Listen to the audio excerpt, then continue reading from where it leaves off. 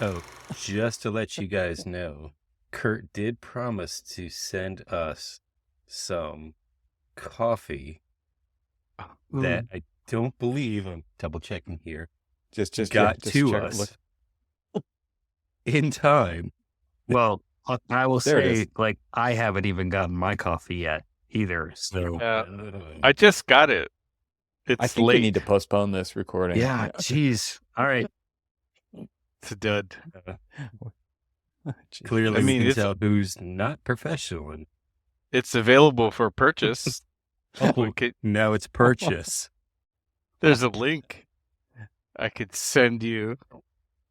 Hey, Jamie, you know that help he needs on that historic preservation thing? Yeah. You're going to have to pay for that. Yeah, I Jamie. think so. Yeah. Yeah, I think so. I think so. If you could help him and pay for it, that would be Yeah. fantastic. And wear pants. That's how And I got to wear pants to do it all, too. Oh.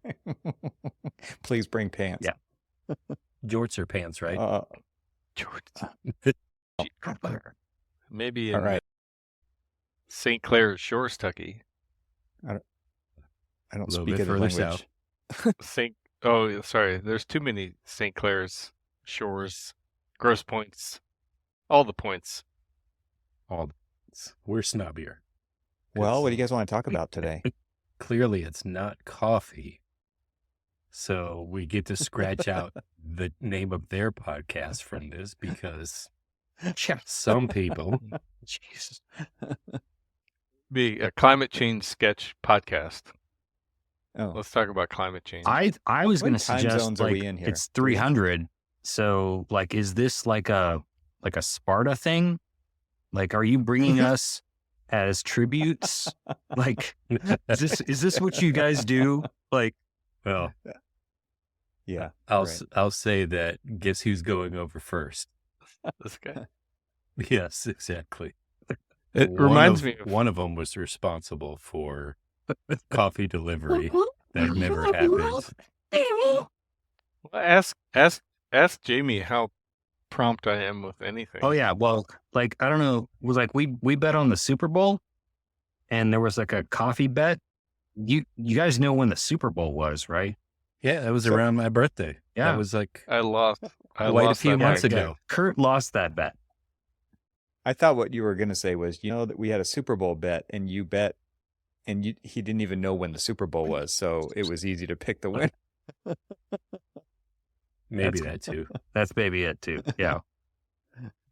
I'm trying as hard as I can over here. How are you? Really trying. That's good. That's all you can do. That's all you can do. I guess. I will say this, that at least Kurt and I's sun will go down at the same time. Yeah, I was going to say that we're in 3 different time zones. Well, we made it to 300. I don't know how, but here we are. Yeah. You got to fund the podcast. We've got to invite more guests on, promise them free coffee, and then send them a link to buy it. That's how it works around here. Free with purchase. This is more of a happy hour than a Should- podcast recording. All right. You guys ready to kick this off? Thank- Maybe you thought we already did. Now But this is here we are. we're used to the warm ups. So This is the Yeah. warm-up banter. Yeah. The Well, banter. we have 2 guests on this show. We'll probably post this as a crossover episode. You guys want to post this too? You can if you want. It's up for grabs. Good content for everybody. Oh, this to our our continual laugh track that we just always reference that we just never share with anybody. So It exists. Though. yeah, I know it exists. There's a whole like reel of Hundreds of hours. hundreds of hours of us just hundreds of losing hours. it. Yep. Oh, We man. we used to keep that, or at least I know that my old Mac has like what seems like hundreds of hours of cutting room floor stuff, but we stopped. Yeah. Especially because, no Cormac, promises. You no- should have just been like, yeah, but whatever. Exactly. Pretty much, yeah. Yeah. I'm trying to not get to that point, but it does piles on. Yeah, that's Well, the you guys problem. what you could do is you could edit it for your Patreon. Just give that stuff to the people who pay. Will those people pay for coffee? I need to know. I got an invoice. I got to cover this invoice. Okay, so I don't know if we're actually starting yet or not, but I do have one question. That was it. That was the intro. There you go. Go for it. So, as a podcast that has coffee in the title and is by two architects who drink coffee, do you ever, and you do have a lot of guests on your show, do you ever encounter guests that have a lack of affinity for coffee, aka doesn't drink it, and do you immediately hang up on them? Jamie, you want to go ahead take that one? I'd say that has not been an issue in the past. We have had one guest who gets into our banter when we're talking about what's in our coffee mug and our affinity for things. And we do the intro and then realize that they don't drink coffee. And it's just like, oh, wow, that was a new one. And that was Evelyn. Evelyn got on and Evelyn's like, yeah, I really don't do coffee. And it was just like, we couldn't hang up on her. we couldn't. Yeah. I mean, So- you could, but We could, No, but that she's a wouldn't end friend. well. So yeah. I mean, we all have those friends. yeah, those we non-caffeinated friends. Yes. So far, yeah. If there had to be just the one, it's good that it was Evelyn. But yeah, Yeah, Nice. I guess Everyone- you're right. You can't really hang up on her, but still, I don't But know. if it was you, they would. No, If of it was you, course. Gone. I'm You're out. drinking water, and why am I drinking water? Because somebody promised to send us some coffee. other coffee. Same. Got my water here because I didn't get any Oh, coffee. Man. Yeah. You know, we Didn't were even ask for my expecting to. address, so I wasn't expecting it to show up. So I'm a short drive down the road. But that's right. Well, I guess for Michigan standards, yes. But guys, It it is. does have really good notes of hazelnut and milk chocolate. So Does it? Yeah, I well, we I've don't know heard. either. I've heard Let's see. myself. Let me. I haven't. I'm I haven't gonna drank do any. some taste. I'm gonna do some tasting notes right here. I don't know. My water tastes like filter, and Hints of garden hose. there you go. Cormac, does your air smell like burning plastic because of these? Yeah. The Canadian fires. Everything smells like. Don't burnt blame it on plastic Canada, outside. please. Well, Well, But there's I this have- this but I particular can't time, not. Jamie, we have to. You can't blame California this No. time. We can't actually see it rolling across the lake. But we're already sorry, Yeah. so it's okay. Is it sorry or sorry? Well, I don't know which one did it sound like to you. Did I sound American Yeah. there? Did I sound American? No. Did it sound sounded Canadian? sorry. Okay, Oh, yeah. just checking. Can turn it on and Well- off. The H and the H. Like, don't The make me H. spell house or mouse. What do you put on? What do you season with? Salt. Oh, really? You're gonna try to avoid that? what's that? I missed that one. Herb Salt or and pepper. herb or Herbs. herb? Herbs. Yes. I mean the Montreal H. I mean like the H or the H, right? Like which is it? Like so. Come on, Z or Z. Oh my I gosh. don't do the Z I thing. will Never say did. this. Yeah. Oh my gosh. So the project that I'm working on right now, we've got 8 buildings, and we had started to divide it in all sorts of different ways, and people were like, "Oh, it's so crazy." So we basically said zone 1 through 8. Well, it was then abbreviated down to Z1 through Z8. And of course, everybody on our Z? project team, it's Z. And every once in a great while, we'll break like a Brit or a Saudi down, and they'll say Z1 or something like that. And we're like, haha, we won. It's like this. I'm not going to say controversy. I'm not going to say aluminium. I joke with him. I was like, you invented the language. Why can't you use it right? Yeah. Is that going to make it to the episode? Oh, yeah, absolutely.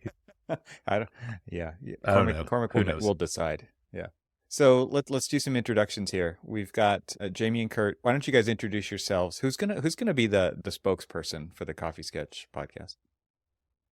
Me? Are you pointing at yourself? Are you pointing at I Kurt? couldn't tell. Right? He was pointing at me.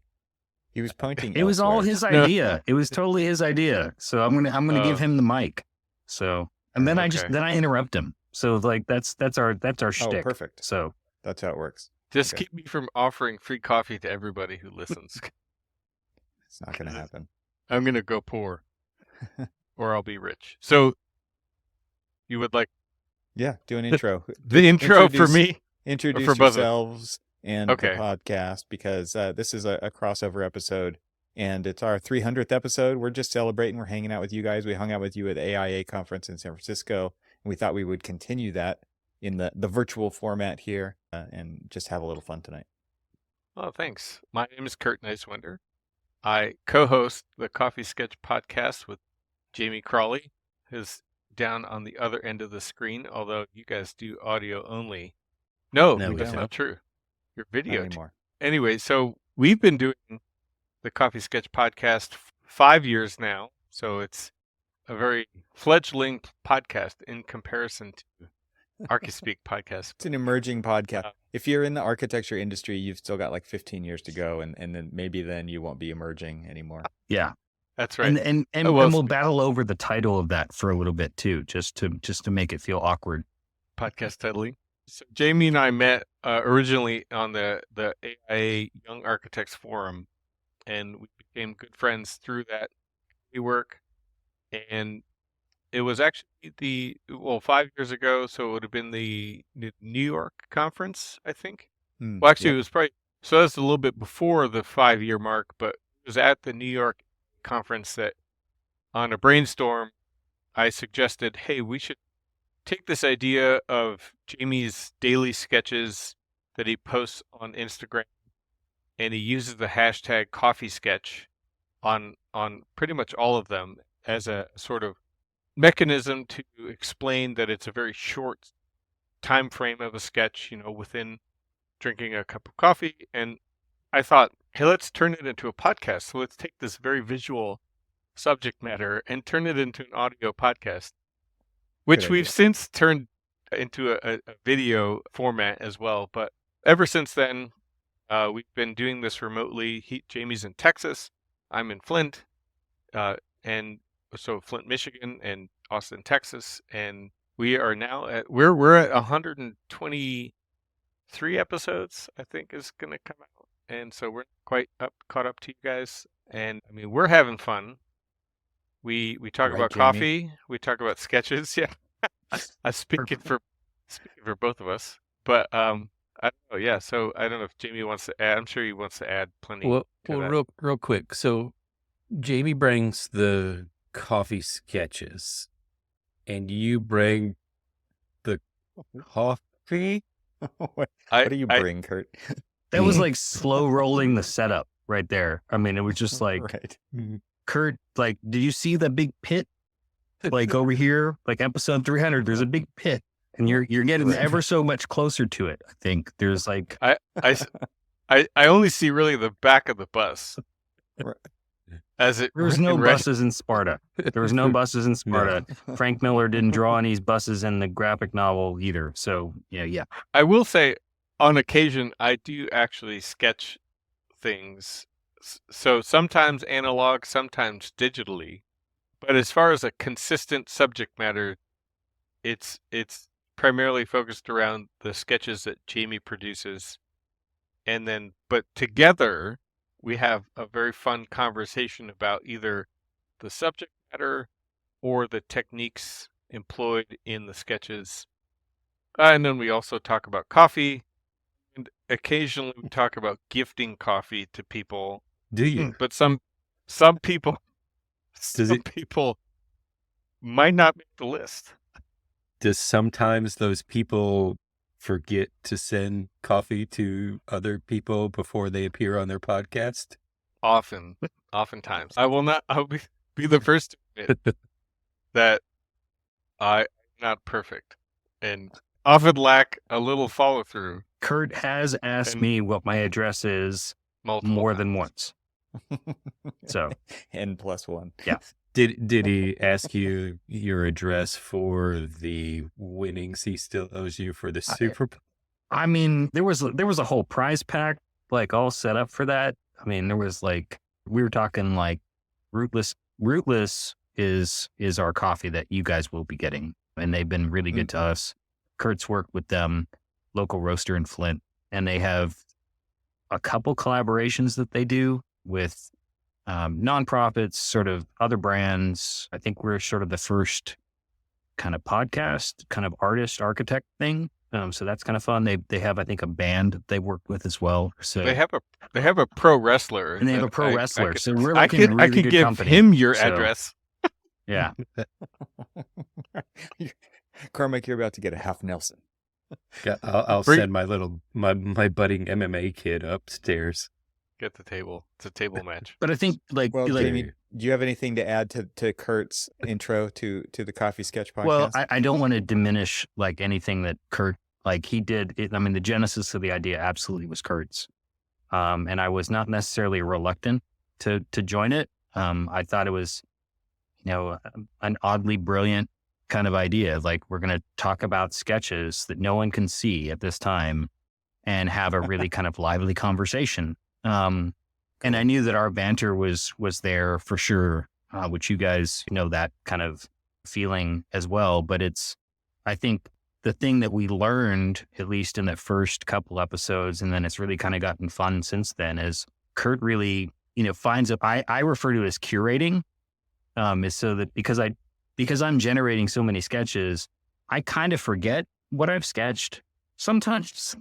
And so Kurt kind of looks at them and with a completely fresh set of eyes, and some of them have some themes to them. And so he kind of knows where I'm headed and knows where a story might lie. But I think that's been kind of the fun part of the conversation. And for me, it also allows me to kind of re-enter that process, kind of post-process, which is kind of fun too.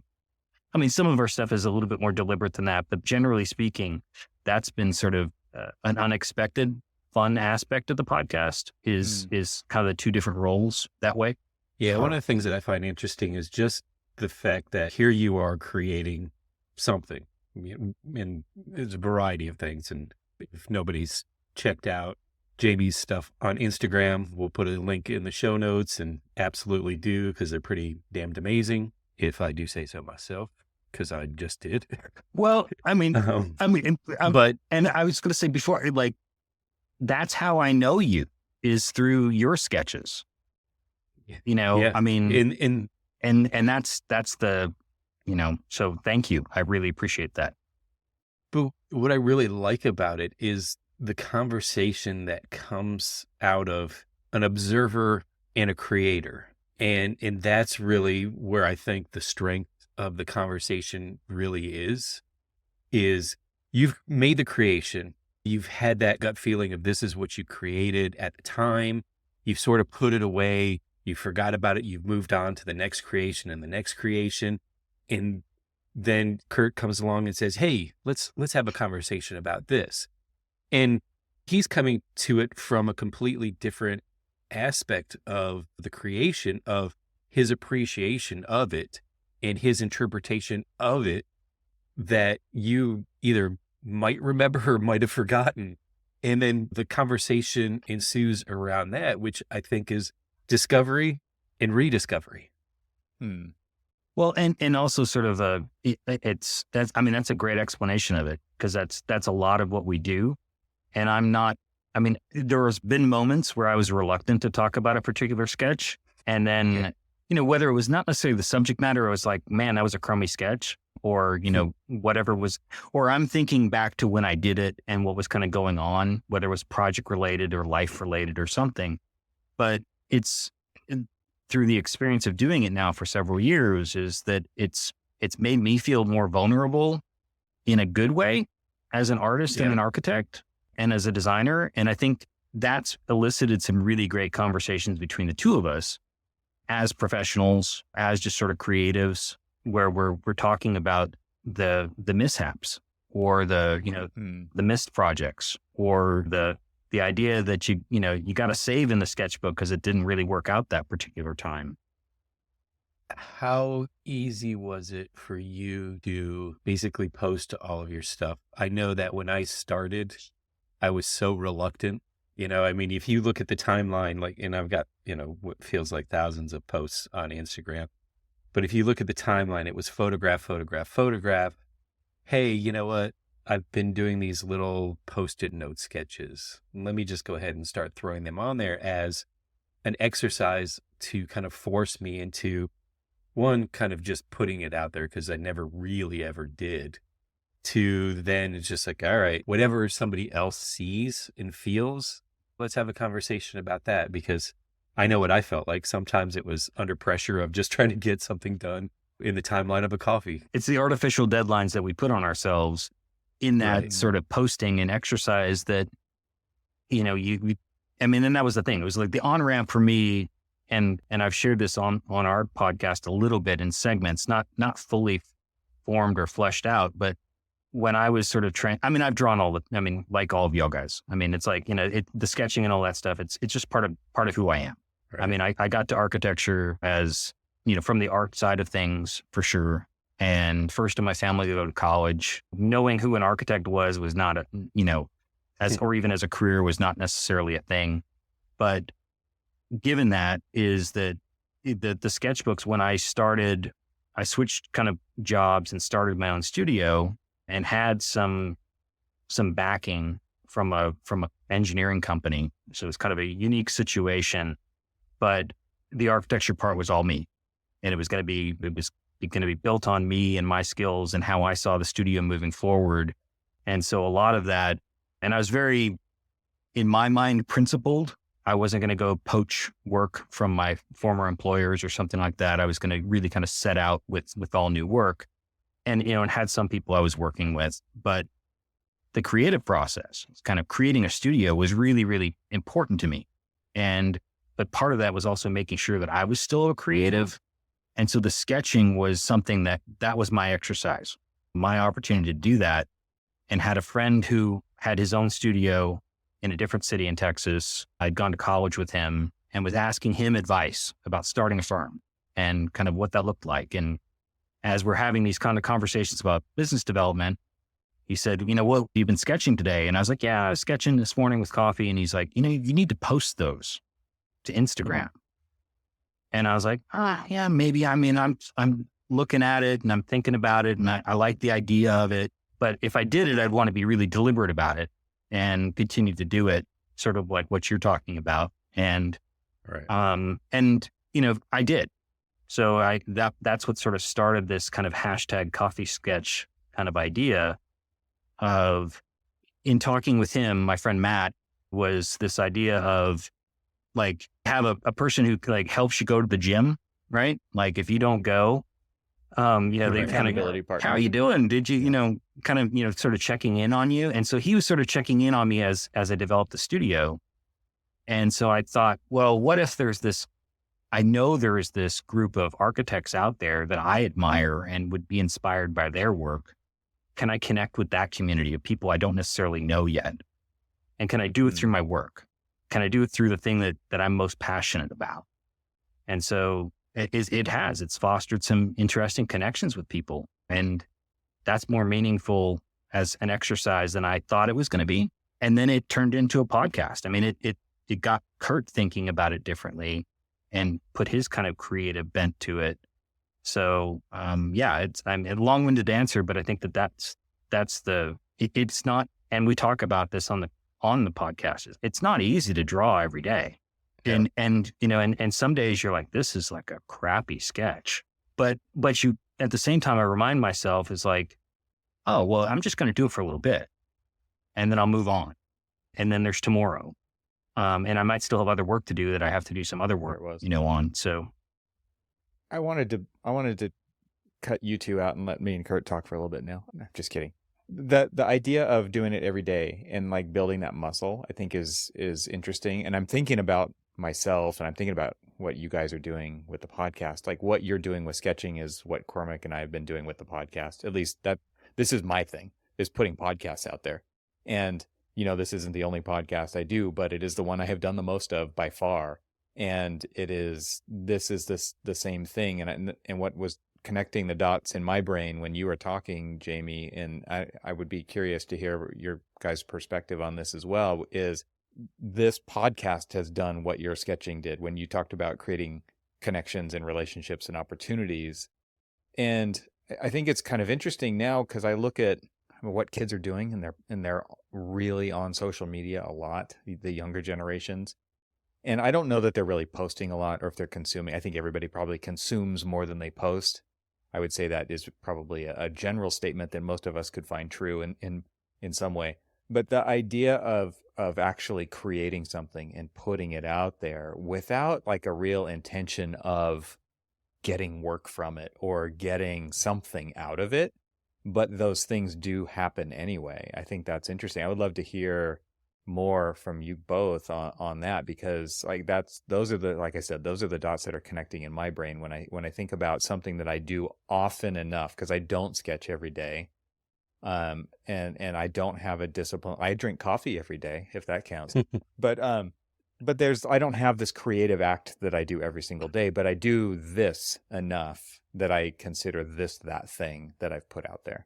Well, I would probably start by saying, since we just came out of the AIA conference, and I hadn't been since the Las Vegas conference, so that's what, 3 or 4 years? It was 4 years because we didn't have the conference for like 2 years, Right. and so it was 3 years that we didn't see each other before, Yeah. during that. And I didn't timeframe. go last year to Chicago. And Jamie and I, we were walking around expo floor, and it's going to sound a little sentimental, but I stopped and I just wanted to thank him for the fact that the podcast itself does not feel like work at all. I mean, it doesn't pay bills, but it's for fun, right? We started Right. this on a mission and a premise to just stay in touch with each other and have fun with it and kind of see where it went. Like there was really there was no roadmap, and it was like, hey, let's see if we could pull this thing off. And now it's 5 years later, and I just wanted to say thanks to Jamie as a partner in this. I mean, it's all Jamie's. 99% Jamie's sketches, maybe 1% sometimes Kurt sneaks someone in. So, but it's more about this collaborative, this collective activity that we do together. From my perspective, I guess it's just about kind of seeing where it goes and not knowing what was going to come out of it. And now I'm losing a little bit of your question in my mind. That's okay. But I at least wanted to say that because it's always been about like enjoying the process. Well, and also sharing the process. I mean, that's the other thing that I think both of us have gotten better at is sort of as you guys were asking us about my sketches and sort of sharing them, putting them up there and then Kurt curating them and asking kind of questions and sort of engaging with them and what that process looks like. And we've gotten better at sort of analyzing my work almost separate from me doing it and finding ways to relate that to other things that are going on in either our work lives or just sort of lives in general. But I think that dialogue almost becomes the creative act for both of us as well.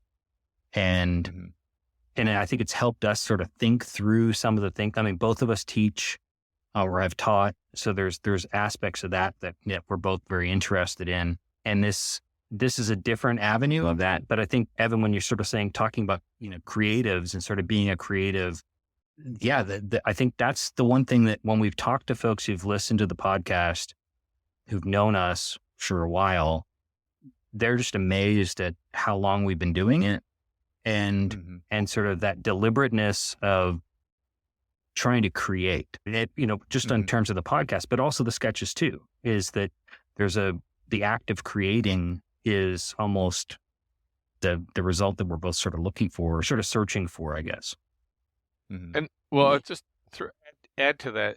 Jamie touched on the educational, or the fact that I've begun to teach a little bit more. Jamie has taught in the past in architecture programs. And the way I look at this is that I think the two of you would agree is about sharing the information, right? Whether it's ultra polished or not. I mean, in our case, it definitely has a lot of rough edges, but it's about getting the information out there and just talking about it without trying to be too, we also try to avoid, I mean, sometimes it's very difficult, but we try and avoid utilizing or using those it. jargony words of Say architecture. it. Good catch right there. Yeah, say it. You That was you pretty try to avoid Archispeak, The Archispeak which and fenestration and well, juxtaposition, the great thing about all honestly the though, words. the great thing about it is, and I'd say that for both of our endeavors and Evan's 1,000 other endeavors, it really is. It's the conversation, it's the dialogue about the process, about just the shared love, the shared passion for what we do. And honestly, I think that's probably as much, if not more, of an educational tool, is just having honest conversations about the reality of creating, of the profession, of all of these things that really kind of just, when people listen to them, I guarantee you people are like shaking their head. Yep, I feel the same way, or I've experienced that or something, because there's a kinship in this profession, no matter how many years you've had in or who you are or whatever. There's a kinship that these conversations really kind of like hearken to when we put these episodes together. I mean, I think all of us can agree we don't really do it for the money, because there is none. It's more about just relaying that passion. And that's why you guys all taught. That's why I'm kind of involved with like the ACE program. I mean, in one way, shape, or form, it's all about sharing the passion for the profession that we want other people to get into. I hear the term a lot about giving back, and not in this context, but I think people could probably relate it that way or understand it in that way. But I don't look at it like that at all. I don't look at Right. it as a giving back.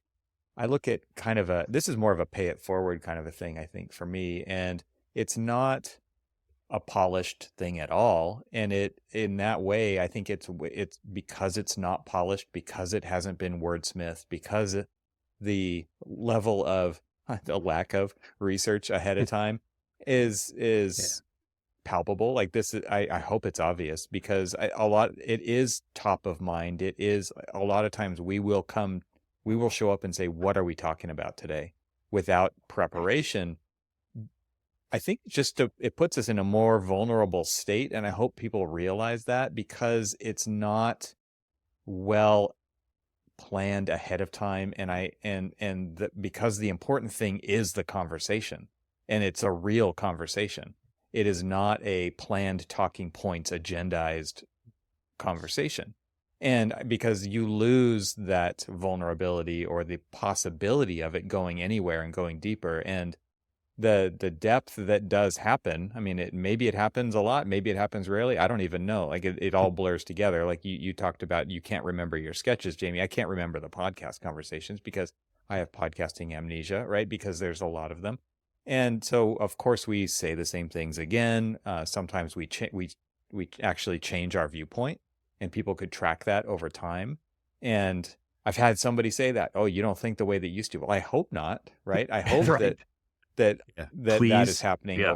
over 10 years. And so to me, it really is about just having these conversations in public, and my hope is that, like I said, pays it forward for the future generations of the profession. Number one, so they know what's actually going on. A lot of times academia is disconnected from the practice, right? And that we get a lot of people who write into the show and say, thanks for telling us what it's actually like to work in the practice of architecture, because our professors don't know. Of course, that's not always the case, but it is for a lot of schools, right? Mhm. And so, Yeah. or they have a warped view of what it's actually like to practice, or they send people down the wrong path. And I think, not that we have a ton of experience, we have our experience, but our goal is to share our experience so that there's not as many landmines out there, right? And that to me is valuable just in that sense. And I'm not trying to make it more than it is, because you can opt in to listen to this, and you can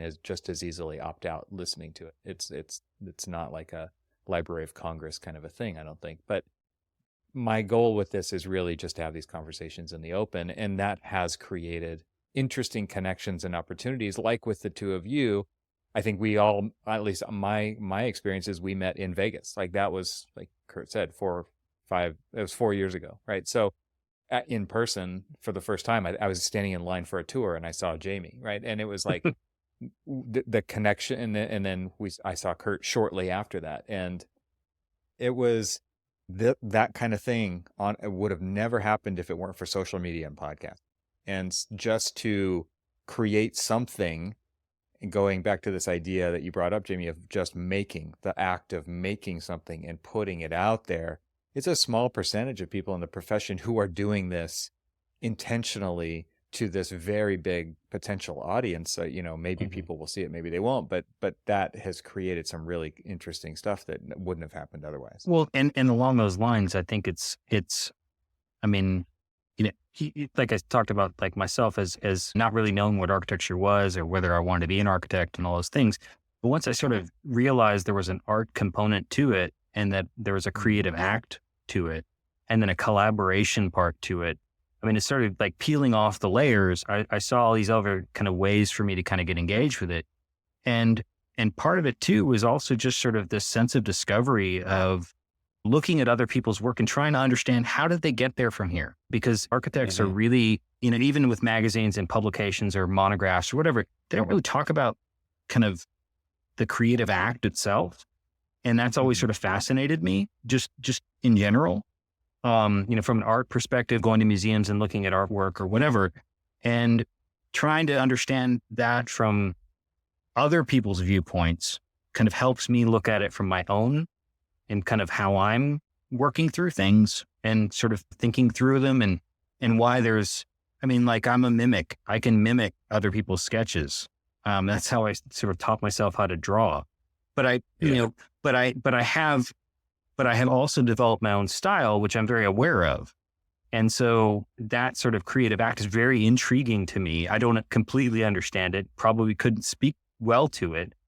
But when you think of architects that you tried to gobble up all their work as it was being produced and you were kind of reading about it as a student or even as a professional and then wanting to go visit it, like we did in San Francisco a little bit too, that kind of connection to someone else's creative act is sort of the part that kind of keeps pulling me back to kind of what we're doing and kind of why we listen to other people talk about it or follow other people's work and get influenced by it and stuff like that. So that's the excitement that I hope I bring to these kinds of conversations. Because it's not just about my work. It's like, I want to go, like, I'm like constantly influenced by other people's work. Well, I mean, if you think about it, the way that you were teaching yourself how to draw, a very similar process of mimicking others, drawing in their style, drawing in as many different styles of just understanding the art or the art behind the craft behind the art. Maybe that's the better order. But I do the same thing in architecture. I gather a Rolodex of all of these different cool ideas and things that other people have done. Does it mean that I'm going to do it that way? Maybe if it worked. In others, I'm going to say, okay, I'm just going to do a variation of a theme. Here's an idea and here's the way that I'm going to interpret it. But it's always trying to find discovery of my own kind of voice of whether it's details or overall building approach by the way other people have gone about doing it. Because none of us really reinvent the wheel when we're creating something, but we try to invent it our way. We try to change it up a little or do like at least our twist so that somebody says, oh yeah, that's an Evan work or that's a Kurt or a Jamie work versus, oh, that's Jamie trying to be like Corb or something like that. Or Carlos Scarpa. Yeah. No, I'm just teasing. But yeah, I would say too, as much as we focus on a lot of the drawings that Jamie has produced, I also fall in the same camp of when I got into architecture, kind of tried to mimic comic book covers when I was a teen.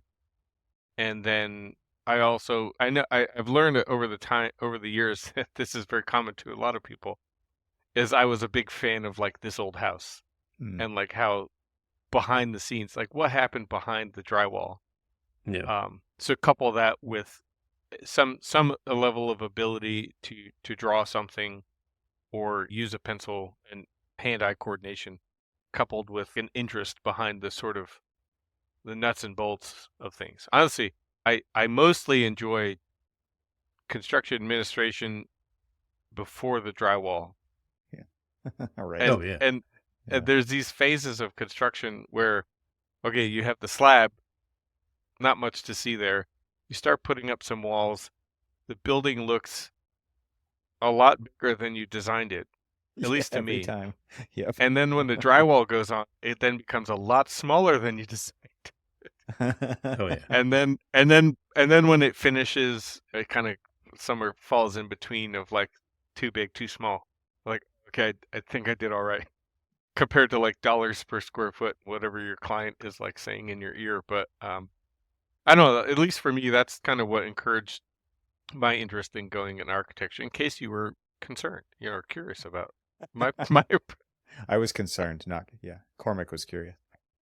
The idea of Yeah, what's he- inside the walls is really interesting. That I totally relate to that, and I've been going through some remodeling projects here lately, and it's the same kind of thing. Like I want to map it all out so that because there's no undo button, right? You can't just like remove the drywall and figure out where the things were. You have to kind of like photograph everything. But I love that part of like what is underneath the final product, and I wonder, Jamie, with the sketching, have you ever thought about showing the process, or have you done that, just showing the process? And because I think one thing, a superpower that a lot of architects have, maybe they don't think of it this way, but when you can see it in other people's eyes when they watch somebody sketch, it's like magic. Oh, yeah. Somebody who doesn't sketch watches somebody who does. It's like, how do you do that?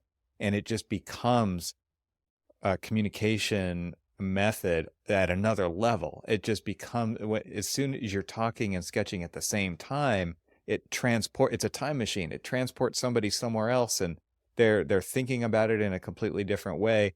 I'm interested if you've ever shown the process. Yeah, no, and I think even just what you sort of alluded to there about talking and sketching at the same time, I think that's like another level of the superpower that I didn't realize at first. And I think it was something I even had to evolve myself into. I mean, because sketching and art and design was always sort of I wanted to collaborate with people, but at the same time, a lot of that activity was very solo.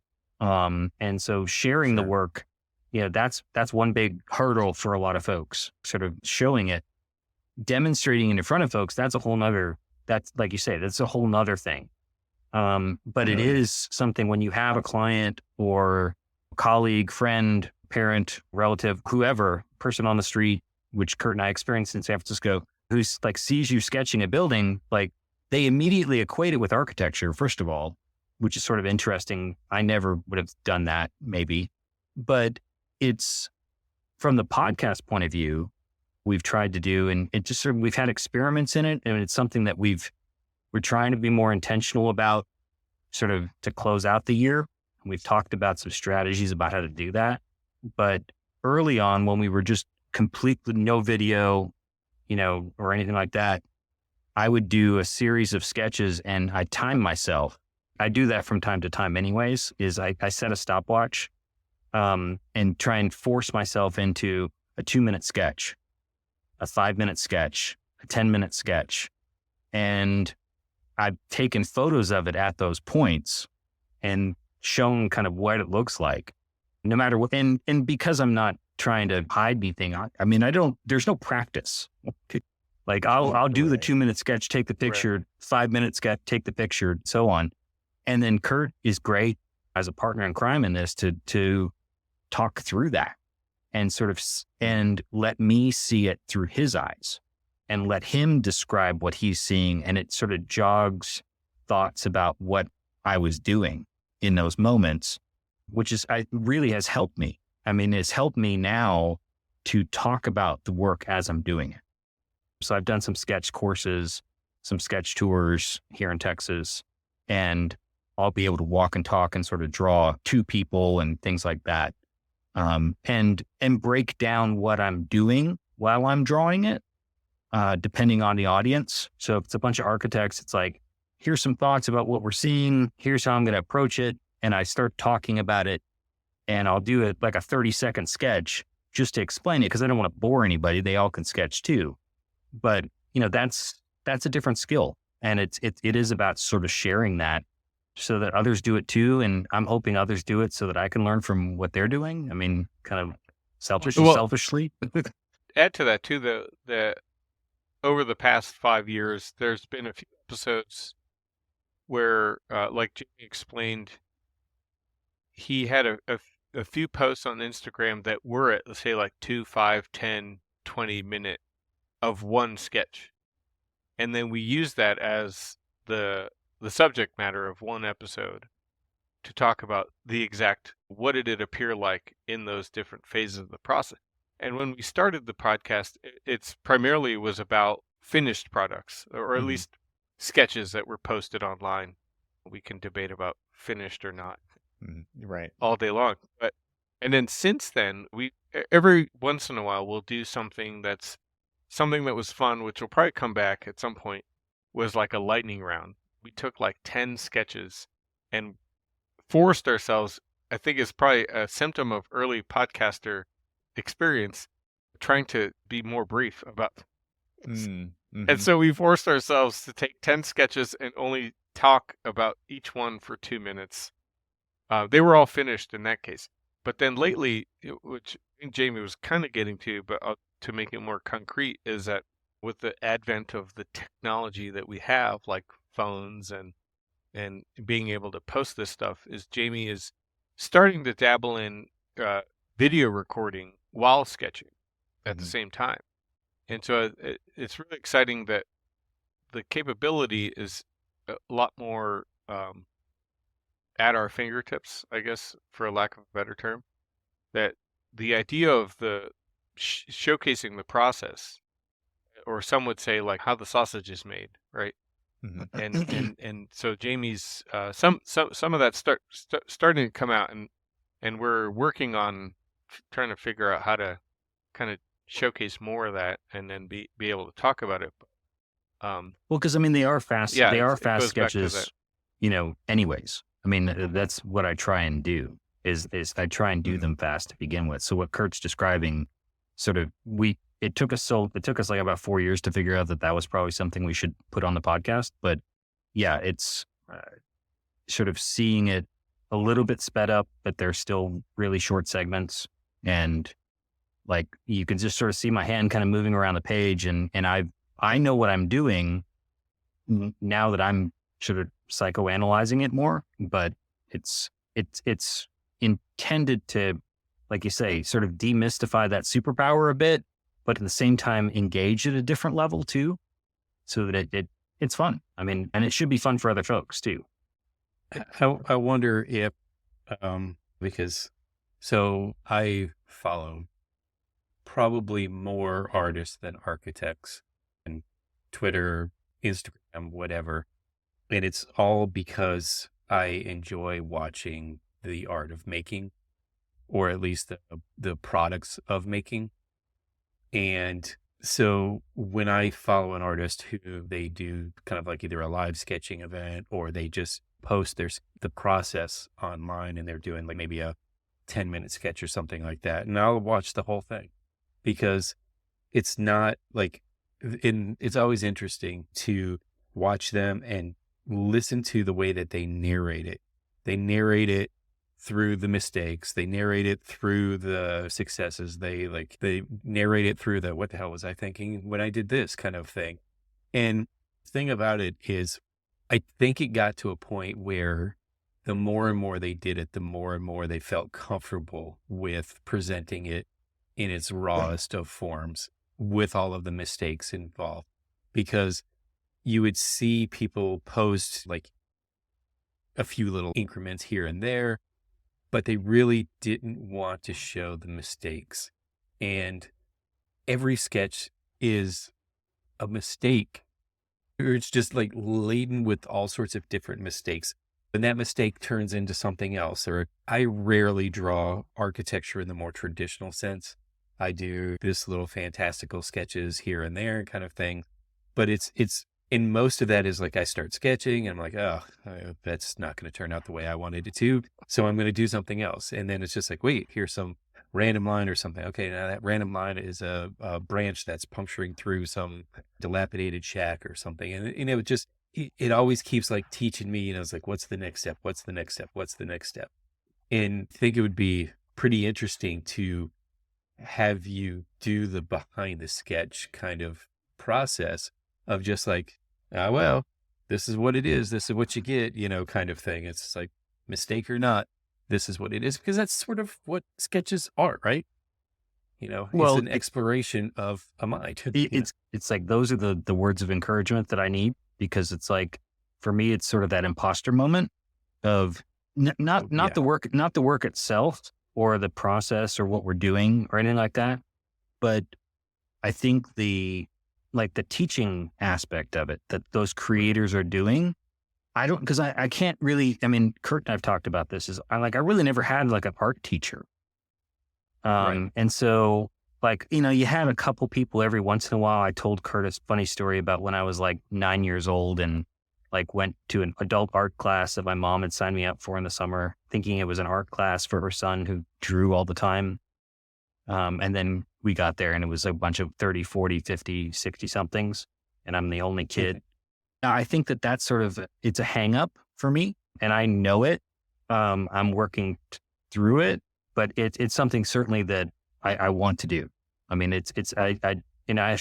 had several people sort of encourage me in that vein, and Kurt included. It's like, let's take some episodes to do that in a little bit more deliberate fashion.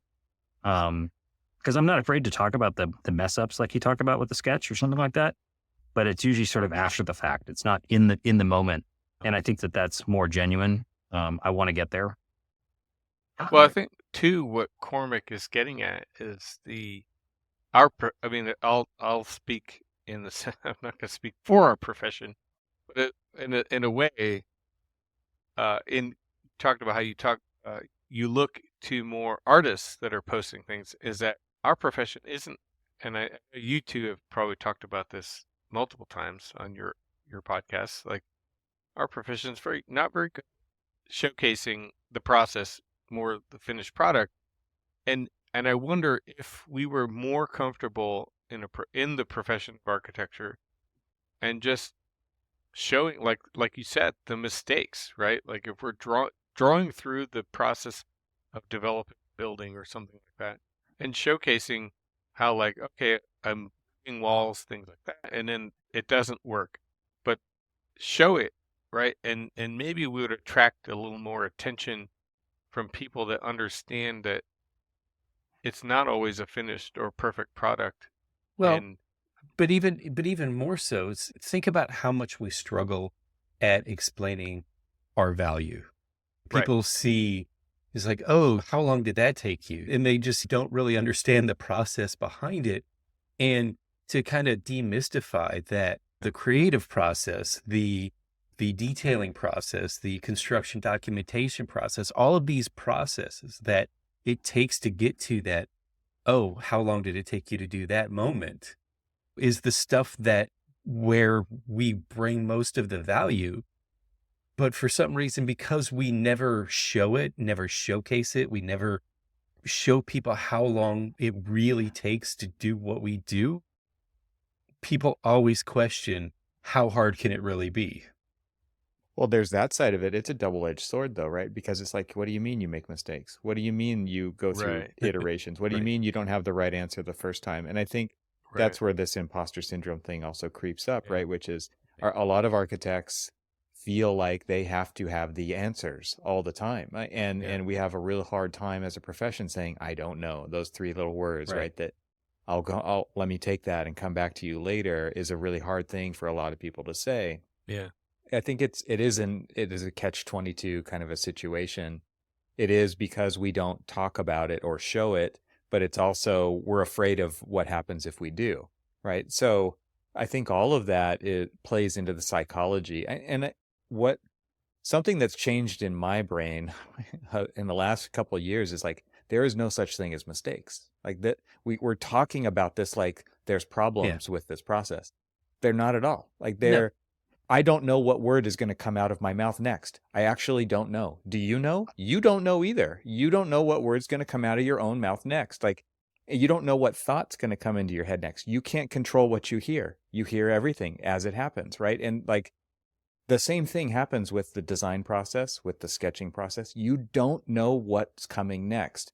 And there's a fear involved in showing that to somebody. That is a very vulnerable position to be in. And the blending of what you both are talking about is, I think, something that Kurt and I started to talk about a little bit, is this sort of generational divide of, people who are entering even our practice right now.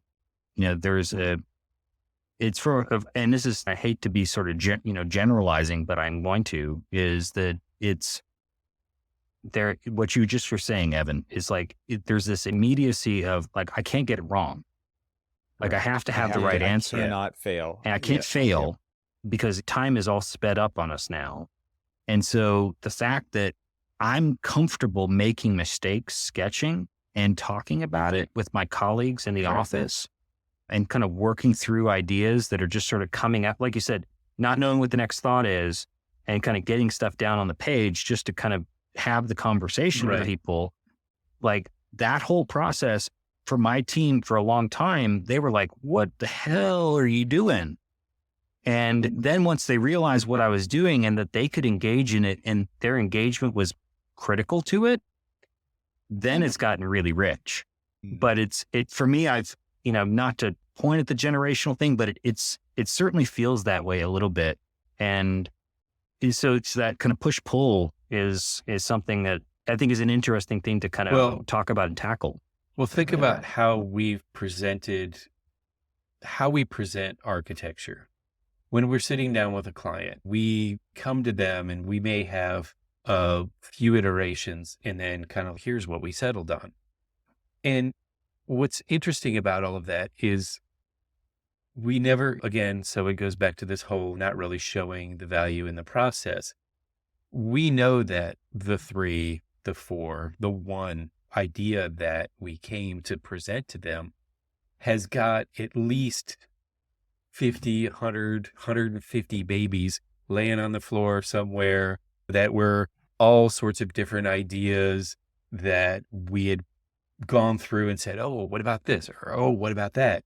And never really showing all of these. And then when they're just like, well, did you think about this? And you're thinking back to what's laying out on the floor and you're like, yeah, I did. And then I thought about this and I thought about this and I thought about this.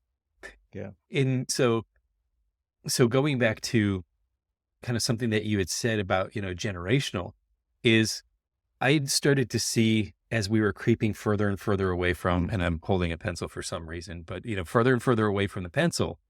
And when we would sit in front of a client and we would have this conversation with them about their ideas and everything else. And let's just say back in the day, we would sit there and we would sketch it out with them and talk through it and just maybe not necessarily come up with the idea, but come up with at least a visual of a seed.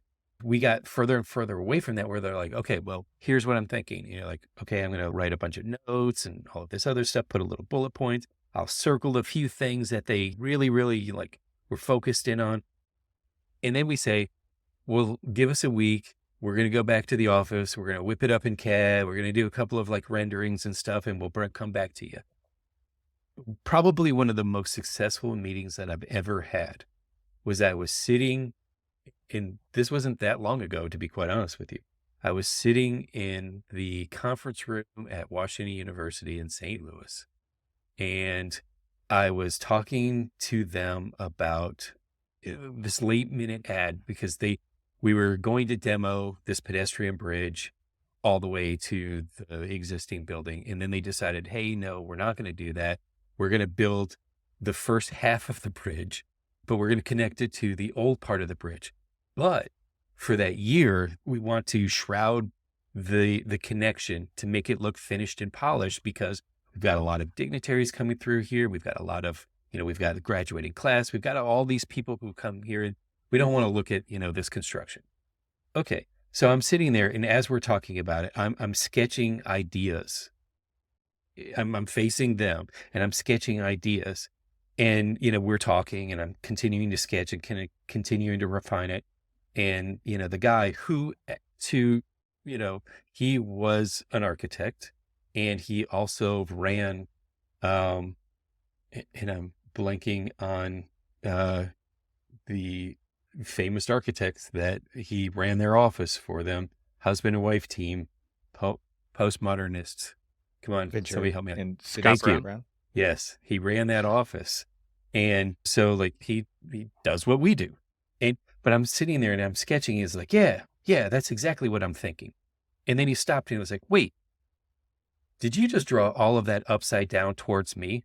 I'm like, well, yeah, I'm not the one looking at it. You're the one who's supposed to be looking at it. So I drew everything towards you. And I had this whole conversation that sort of derailed about, me drawing upside down, which I do often. But it was just this, but it was a successful meeting because I was able to listen and draw at the same time about like what it was that they were talking about. And we seem to lose that like just immediacy connection with the idea and the thought. And when we like we take all of the ideas or the impressions of we think we understand what they mean, and then go back and say, oh, I think that they meant this. And then you draw it rather than having the conversation with them in hand, doing the work right in front of them, just at least to the point where they're like, yeah, that's exactly what I was thinking. Or no, you're way off base, instead of going back and spinning our wheels. Mm-hmm. I'm in that same. I'm in that boat right now. I have this house in the Upper Peninsula, the UP of Michigan, facing Lake Michigan. I've been working on it since the pandemic, and we all know that the pandemic has created a lot of cost escalation and things like. So now I'm like redesigning, trying to take all the same program but squish it into a smaller footprint, as we are always asked to do. And now I'm like I try and create designs and sacrifice. Some things have to go, right? Or some priorities have to get lower ranking. And I've gone back and forth for the past couple of months since the client kind of picked it back up again. And I just kind of almost not quite started from scratch, but I kind of threw everything I had out the window and tried to rethink this whole thing. And I have a new concept. I mean, I thought I was into design development, but I'm more like back into conceptual design phase. Yeah. And so anyway, long story short, like the fear that I have now is like, okay, well, I have to present this thing again, start over to the client, and see if they like where it's even heading, and see if it sort of ticks the boxes that they had in mind. And well, things like that. and But like keeps that magic that Evan was talking about. Yeah. Kind of that's why people want to work with architects, hopefully. oh yeah, that too, and then the fact that what I've created is not a very polished thing. It's a SketchUp model that has forms and rooms and things like that. And so I'm hoping, that like I'm going to tell them I'm going to keep this in order for you, not charge you per hour to like tighten this thing up. Like let's approve this sort of rough, in my sense, a sketch before we move on to something a little more detailed. That's hard with digital models and digital media, is like the how fast you get to something that looks done, right? In the famous podcasting air quotes, it's like, what do you mean? It's like you don't have all that figured out. It looks figured out to me.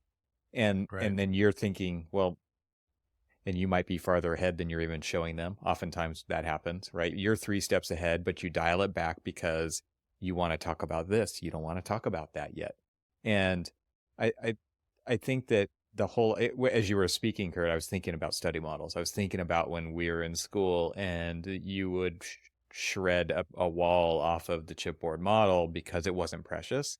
And there's something really interesting about the design process not being precious. Even as Cormac was talking about having all the baby shrapnel on the ground, right? That has been, design ideas that you have gone through over time that you have discarded. They didn't make the final cut, and putting all that on display. Cormac and I have talked about it on several episodes about how when you work in a larger office and a bigwig client's coming through and you clean up the office. And as a designer, we were always like, why the hell would you do that? Like, why do you want to present a different version of who we actually are to the client?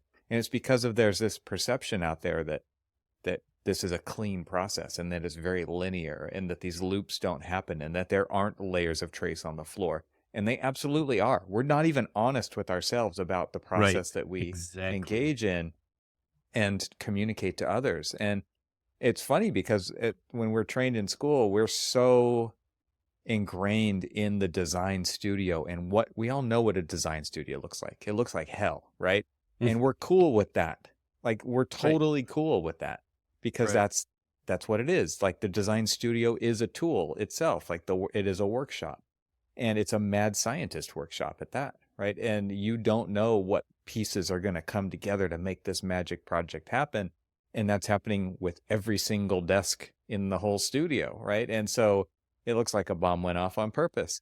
And it's so interesting to me to then go into like a corporate culture where it's like, we're going to clean up and only present, only going to have final renderings on the wall. We're never going to have process. And when I was in school, we were encouraged to put process diagrams and imagery on the boards that we presented to show how we got from here to there. And I get like that's part of school, and maybe people see that as different than real project delivery. It's not different. But that, I mean, it isn't. I don't think it should be. It shouldn't be. I don't think it should be. Like, the process isn't different, right? But the outcomes or the output sometimes. Well, did you guys, as you sort of said, study models, and I thought about what Kurt was describing, because I know the project he's talking about. We've talked about it before, like in the first version. Did you guys scribble on study models? Oh, like, of course. Yeah. So it's like that sacredness of that whole process is not there. And to me, like, that's like the SketchUp renderings and the model renderings that come off. It's like nothing is like, unless this thing's going in a frame on the wall, like it's not sacred. It's, and like, I catch myself now. It's like, can I draw on this? But just to be polite to folks, but I'm already like, the pen's like already like, it's about at the page. So.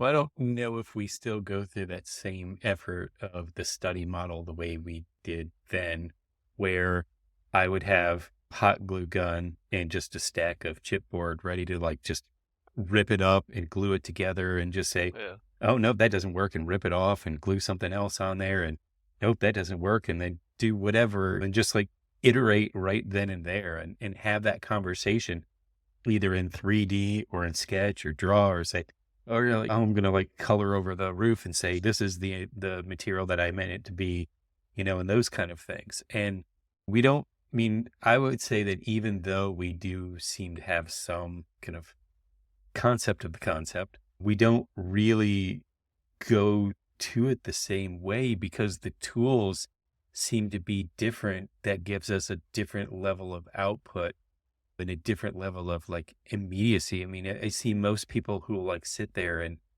they'll work in like, say, SketchUp or whatever other like kind of like blob shaping tool that they have, but we only end up getting to see the finished product. We don't get to see, and funny enough, I'm on another screen. I have some site planning that I've been doing for a new project that we have.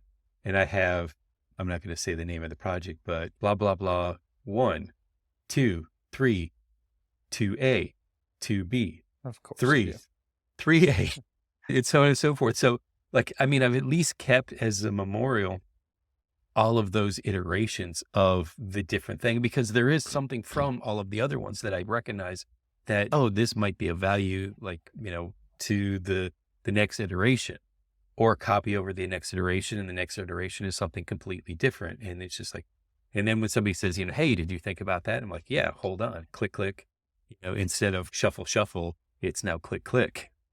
It's a mindset thing though, right? Like we all, as we transformed into the digital age, we all learned the keyboard command for save as, right? And we all had we all had the incremental file saves, and the rule was, how much work are you willing to lose? Because computers actually crashed back then, right? A lot. apps crashed a lot. And so you would be working long hours and you would save as, and it was exactly what you were just explaining, Right. Cormac. It was Yeah. 1, 2, 3, 4, 5, 6, 7, 8, 9, 10, and the numbers just kept going. And nowadays, when things are syncing to the cloud, like there is no version. It's just the current version. That's all there is. And Yeah. it doesn't Exactly. work like that in every program, but it works like that in the programs that we use the most. And it's you know, in SketchUp or in Rhino or whatever, you will actually have copies of models all over. But in Revit, in ArchiCAD, like in any Yeah. tool that you're using for construction documents, you have one. You have the one Right. model of the building, and Yeah. like as soon as you can't really copy the whole thing over, and you'd have to make a whole new file, and then you have to send out a memo, and you'd have to do all kinds of things that would be crazy talk. And so like the tools now don't even really allow for the kind of iterative, Well, messy design Yeah. process. and you that we're bring talking up about. like ArchiCAD, and it reminds me, it's like I worked at a firm in Dallas, and one of the partners, we were transitioning between software packages, and ArchiCAD, in a very early version of ArchiCAD, they were trying to sell us on it, and it seemed like it was the direction that the firm needed to go. The partner kind of pulled 3 or 4 of us over and said, "Okay, your team, this group, this ad hoc group, you need to go break this software." We're like, "What do you mean break this? Like, aren't we going to be buying this software?" And he's like, no. Like, we have a process. We have a way we work in this office, way we design. I don't want this software to his biggest fear was, I don't want this software to tell us how we should design a building. And so the way he processed that in his brain was, take this software, you guys go over here, go break it, figure out all the holes in this software that don't allow us to be who we are. And I was like, that has stuck with me as a concept for every other jump in technology that I've ever encountered. And then just as a studio, I mean, like how you want to work. It's like, it's who your team is, what your DNA is. It's not this other stuff that's, yes, those are influences, but it's sort of who you assemble as your group. And that just sort of stuck with me as a concept. I mean, it was a strange thing for him to say at the time when I was a much younger, designer, but I think I've definitely matured into kind of understanding, I think, what he was getting at.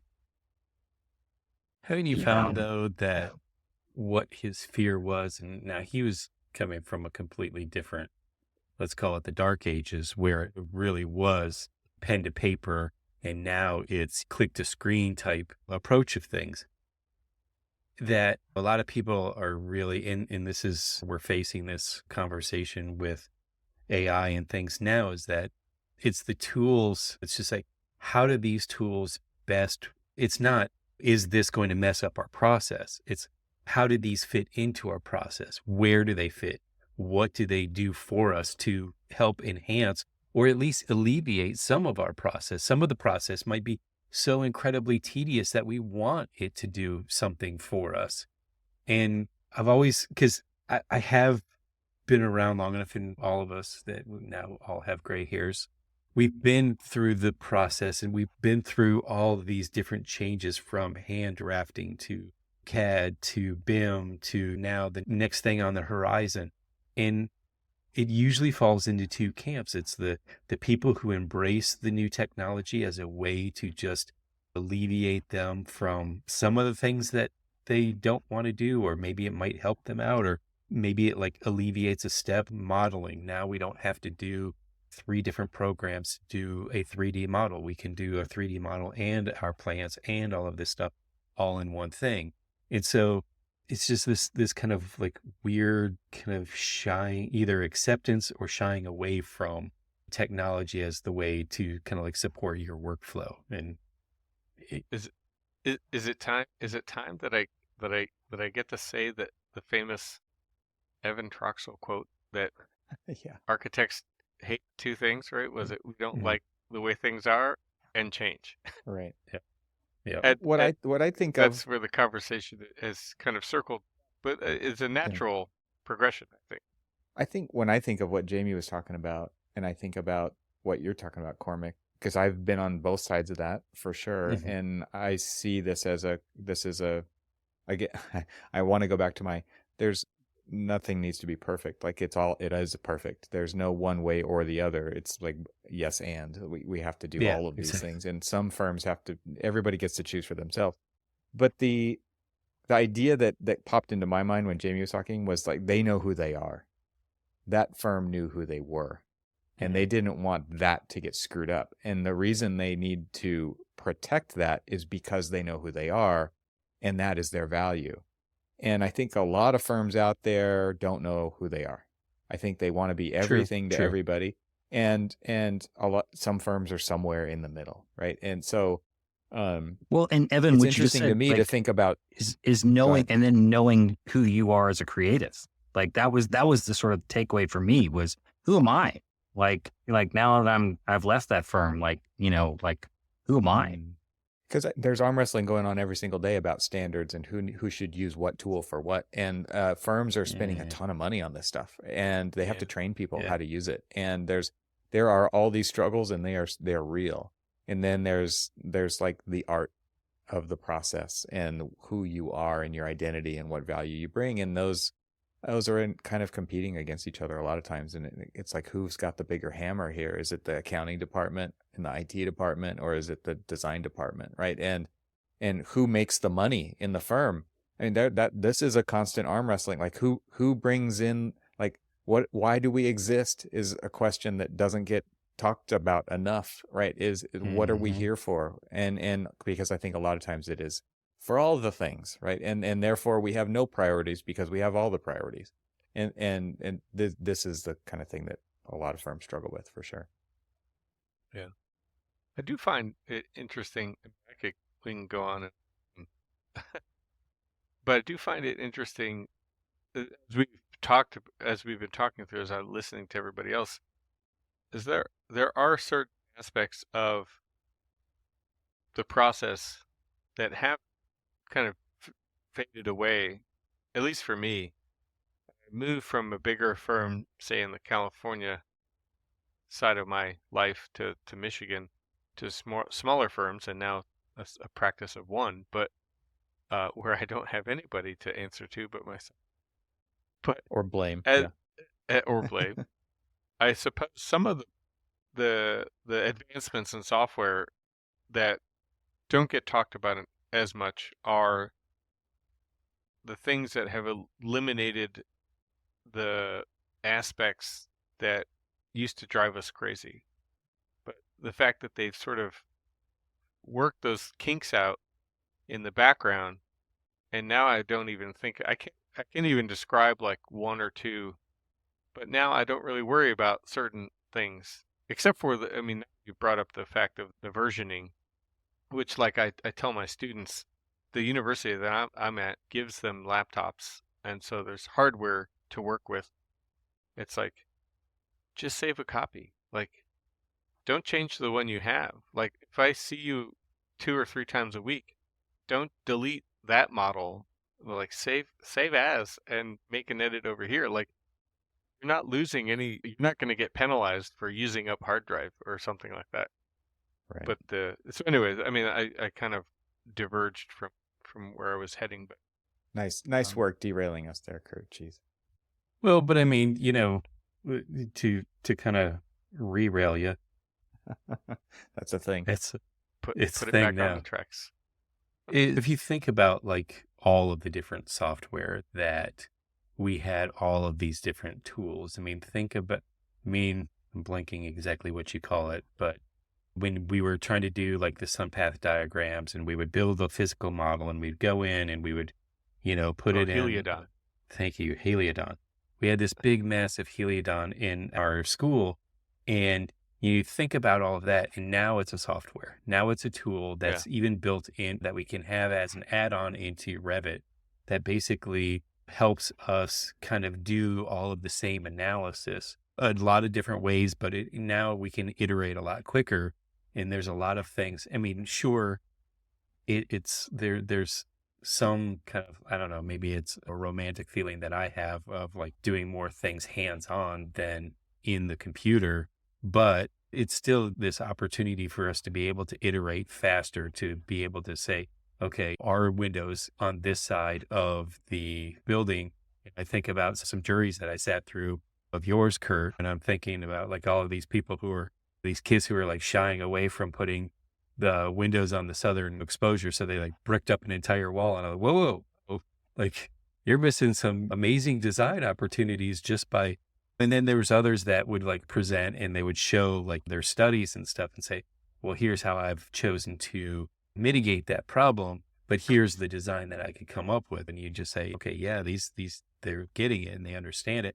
And that's the thing is like all of at least the technology that we do have is sort of taking the romantic, like, let me build a little physical model and let me go to the Heliodon and like set it up and then go through the process of all of these things and then take photographs, because I would do that. I would take photographs of each as the pathway goes through of all the different, and then I would go and take that, because I would do it all in black and white.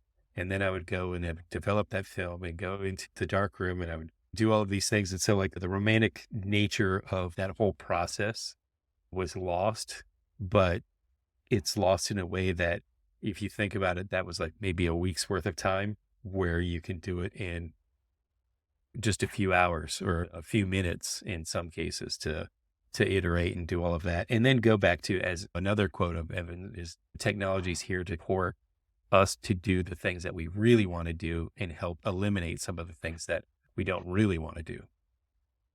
Well, I mean, if it informs the decision making and doesn't take, and I think that's what that partner was talking about too, is as long as the decision making isn't being taken away, right? Like to iterate and sort of this, like what you're sort of about the Heliodon and sort of the study model and solar panel. I've sat in plenty of juries of students where they've got all the tech and they're running all the stuff, but they don't know what they're seeing either. Exactly. And they're not, or they know what they're seeing, but they don't know how to take that thing and synthesize it into a decision-making process that has an art and an art to it. And that's losing who they are as a designer. They're assuming that the program's going to figure it out. Like run the numbers, and the program's going to figure it out and tell me where to put the windows. I don't want the program to tell me where to put the windows. I want it to maybe either confirm my suspicions or suggest something I hadn't thought of, and then kind of see where that takes me, where there's still a decision point after all that. But that's who I am. I mean, and I think that's sort of what you're describing. It's like that week gets compressed to a day, and you're still involved in those decisions on that day. But I'm not sure that we're educating all the people we work with to those activities. So let's do a hypothetical here. So let's say the kid in Kurt's class that decided, because it was south facing and they did a solar study that said that they didn't want to have any light come in there, and they basically bricked up the entire wall. If they then went to the client and said, hey, I want to, because of all of the data that I've got, this is what I want to do. And the client says, okay, well, if that makes sense, then let's do it. But then not realize that what they've done is they've denied one of probably the most major aspect of the site and the siting of the building is that there was just these amazing views that they now don't get to take advantage of because of that. Now, this is just them doing pure analytical data analysis and not really looking at the design aspect of things, where, part of the conversation, especially when Kurt kind of like steps in and talks about, okay, here is the data that you did, but however, here is what you could have really informed. And those were the good things about it, is that I'm not going to go off in another tangent about like some of the stuff that I really appreciate about what's going on at LTU where he's teaching, but really it starts to integrate them into understanding all of the different tools in their toolbox, but then to what do all of those tools mean? What does all of the data mean? How can I achieve good design through all of these tools and really have a sound judgment of the design based off of the tools that I have? And I think that's where kind of like the rambling earlier about technology is that it's really just kind of keeping the hands-on mindset, the sketch mindset, and understanding how all of those tools, the mindset of the sketch artist is really kind of a creator, right? So now we have more and more tools, but we don't want to lose. And I think this goes back to what your old boss was saying, is we don't want to lose that creativity. We don't want to lose sight of, as Evan said, our identity of who we are. We know who we are. We know what we do.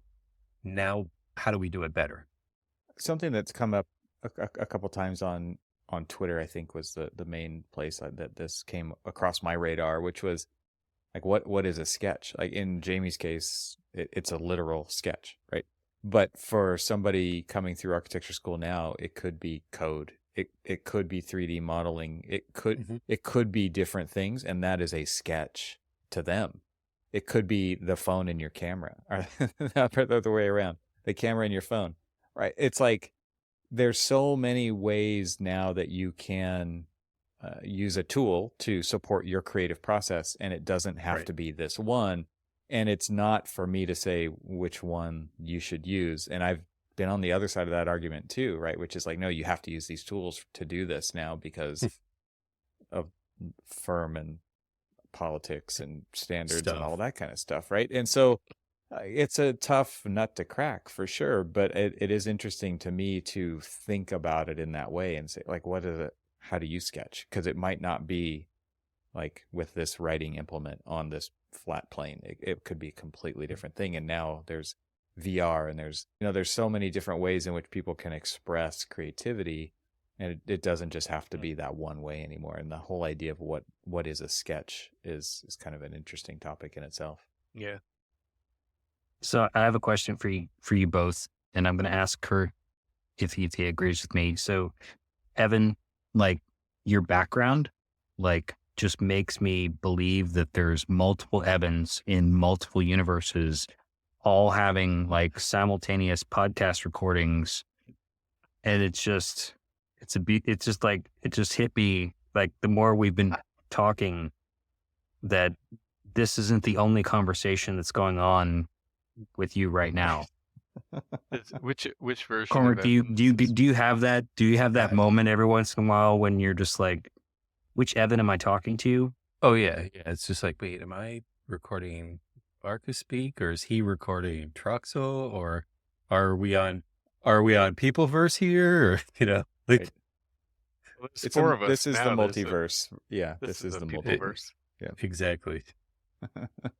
But yeah, no, it kind of, but actually what I find interesting and kind of enriching about the conversations that we have is because in his multiverse of other podcasts and stuff, he really does talk with a lot of people that connect him back to kind of like, so I'm sure you guys know that, he started off as a designer, but then because he was always tinkering with how it works, how it goes together and all that other stuff, kind of got to the point where he was more or less the go-to guy for tech. And then it became more and more that he was like a tech-oriented side. And then ultimately, before he ended up leaving to go to a company called Tech, he was basically the one who was the official title that you had. I was director of digital practice. Am I on candid camera right now? Is this? Yeah, this is your life? Is that camera on? Yeah. No, that camera's on. Oh, okay. But so he's always kind of kept a foot in the design world, but how is the design? How do you make that sketch or that design or that whatever better through the tools that we have? And what's interesting about it is like being able to like have these conversations with him after he's had like a conversation with like, I'm not going to start dropping names of all the different people that he talks to, but all the different people that he talks to about that are technology influencers in what we do on a daily basis. It's really interesting to kind of hear it from a perspective that is coming from a like-minded designer that sees like all of these different opportunities out there. The unfortunate thing is that one of the things that he points out often is how architects are letting that opportunity slip past by us to have somebody else do it for us because back to the whole afraid of change and not change things the way things are, and not changing aspect is that we don't like, we want to do something better. We wanted things to be easier for us, but do we want to do them for ourselves? Nah. We want somebody else to do it for us. Go out and find a better tool for us. Because I'm sitting here now and I'm looking at like my desk and I'm like, so I've got the pencil that I've been talking about, the good old Palomino Blackwing, one of the best pencils on the planet. And then the stylus, multiple stylus, styli, whatever we want to call them. And then the other tool, right? The other like clicky tool. And what's interesting about it is that I've been sketching a lot recently, but it has not been with the pencil. It has either been with the stylus or it has been with the mouse, and doing a lot of, so many times I've drawn, redrawn, and redrawn, and just because I just want to do a simple 2D line work of a big master plan, right? So I'd pull out, I went to the old school technology of CAD, started drawing everything out. It's like, oh, what size do I want my streets? What size do I want my alleyways? What do I want this? What do I want to do that? And then I think I came up with 15 different site plans of different variations of sketches. And they were literally just sketches. And I took those sketches and yes, you can lambast me all you want to, Mr. Troxel, about my workflow process here of then taking it in a SketchUp and then starting to basically draw and extrude from there. But it's still another form of sketching, another form of iterating things. And so then I have, multiple different, okay, I have single family attached, single family, multifamily, apartment blocks, business sections, all these different things of all this different stuff that I'm doing. And all of that is a sketch process, but it's a sketch process used in our new tools, not our old tools. 3 of those site plans were created during the recording of this podcast. No, just two of the houses. And Kurt, he's also redesigned your house in the UP too. So it's all taken care go of. for it. Yeah. Southside UP. Well, guys, this has been a fun That's conversation. I don't want to force us to close here, but I feel like we're kind of wrapping up. I appreciate you taking the time to hang out with us on our big number episode. I don't think episode numbers really matter, but it was a big number, so it was a good excuse to reach out and hang out. So I'm happy that we did that. It's been a fun conversation, and it's gone longer than our normal conversations, which I think is a good thing. Yeah. That's what podcasts are for, man. They're there for the long form conversation. If anybody's made it to this point in the conversation who's listening, you're awesome. You all get free coffee. You might get some coffee. Well, there needs to be a what do you call it? A proof of existence. So if you have made it this far, you have to find a way to get in touch with me, and I will send you a bag of coffee. He might write down your address. How do you like that? Yeah. That's without, going in the recording. yeah. There's proof of life right there. Right. Yeah. Your statements are contractual at this point. Well, thanks. I appreciate the invite. It was exciting to bump into you all again at the conference, and it's an honor to join you on the Archispeak podcast. Is the first architecture podcast that I started listening to, which probably planted the seed of me thinking that maybe I could do this too. And I don't think Jamie and I have a lot of fun. I don't think we're doing it quite as well as you two have been doing it for so many years. But I appreciate it. Well, it's interesting. That was in the contract. He had to say that. That was that was in the pre. But I will say, as somebody who's listened over the past 5 years of yours, even if you go back and listen to ours, I love how the evolution of finding your footing happens in all of these different ones. Every podcast that I've listened to has gone through some interesting evolution of just finding it's okay, here's the rhythm. Here's who we are. It's Jamie. It's going back to learning how to sketch by copying other people, and then getting to that point where you find your own design, your own kind of hand at things. And I think what's really interesting is to kind of listen to the evolution and now watch the evolution of y'all's podcast to really kind of, because everybody has a good story. Everybody has a story. it's always like fun and refreshing to listen to other people and just kind of like also sort of like watch them kind of like grow up in a weird sort of way. I like how you walked that back, Cormac. Everyone has a good story. That- Everyone has a story. Let's just Right. This is- And then Wait, I think he told us to grow up too, but that's okay. Yeah. Like, I'm only referring to Kurt. Sorry. Well, no, this was something we were looking forward to. So this was fun. Just, I mean, next time if you promise somebody coffee and they're like really like looking forward to it and they don't get it. I'm just. Oh well, Give you Oh, both received some. I'm driving through a tunnel. Broadcast ends. No, thanks, guys.